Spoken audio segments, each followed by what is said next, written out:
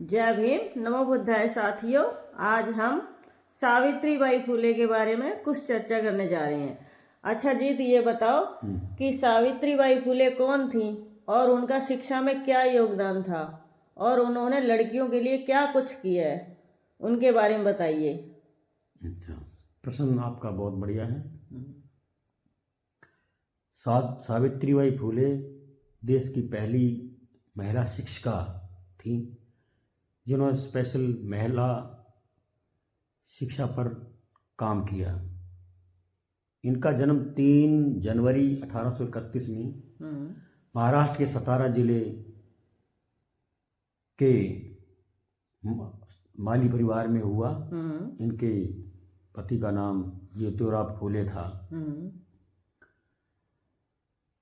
और एक ये वो दौर था जब नारी शिक्षा की कोई बात भी नहीं किया कर सकता, अपराध माना जाता था। उस दौर में सावित्रीबाई फुले ने पहला गर्ल्स स्कूल महाराष्ट्र के भिंडेवाड़ा में खोला, जिसमें शुरुआत में 9 लड़कियां पढ़ती थीं। धीरे धीरे स्कूलों की संख्या बढ़ते बढ़ते जो 18 हो गई और लड़कियों की संख्या भी 150 के आसपास हो गई। जब ये माता सावित्रीबाई फुले जब पढ़ाने जाया करती थी तो लोग इनके वस्त्रों पर कीचड़ गोबर फेंका करते थे, पत्थर भी कभी कभी मार दिया करते थे। लेकिन उन्होंने किसी प्रकार की कोई परवाह न करते हुए ये जो साड़ी घर से पहनकर चलती थी और वो स्कूल पहुंचते पहुंचते गंदी हो जाया करती थी। स्कूल में एक सेपरेट रूम के अंदर जाकर ये अपनी साड़ी को चेंज किया करती थी, तब बच्चों को पढ़ाया करती थी। इसी प्रकार जब घर जाया करती थी फिर वही पुरानी जो लिबड़ी हुई साड़ी, गोबर से सनी हुई साड़ी जो है पहन करके वापस जाया करती थी। अब नारी शिक्षा के साथ साथ इन्होंने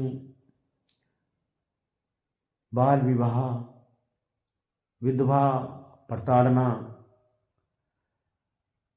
और जातीय भेदभाव पर भी इन्होंने खूब संघर्ष किया। ऐसी बुराइयों को दूर करने का भरसक प्रयास किया।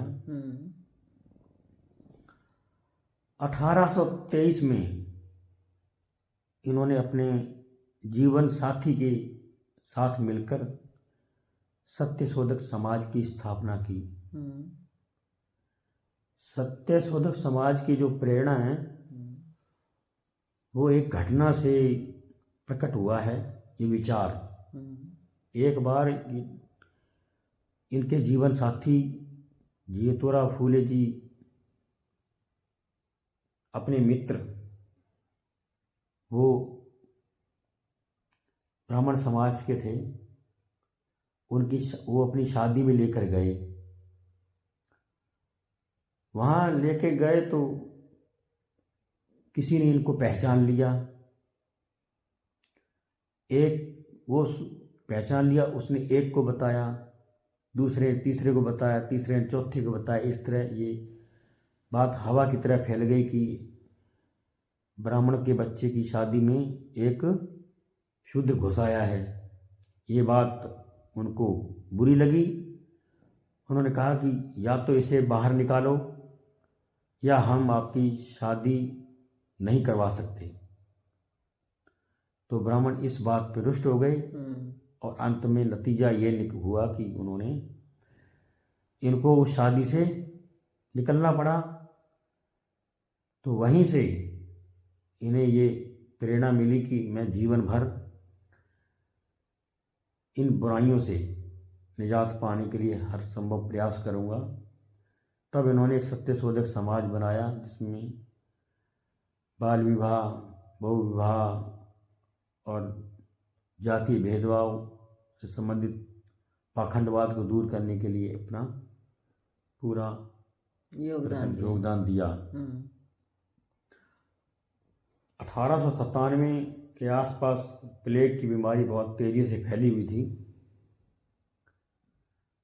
और प्लेग पीड़ितों की सेवा करते करते माता सावित्रीबाई फुले खुद भी बीमार पड़ गईं और अपने प्राण त्याग दिए।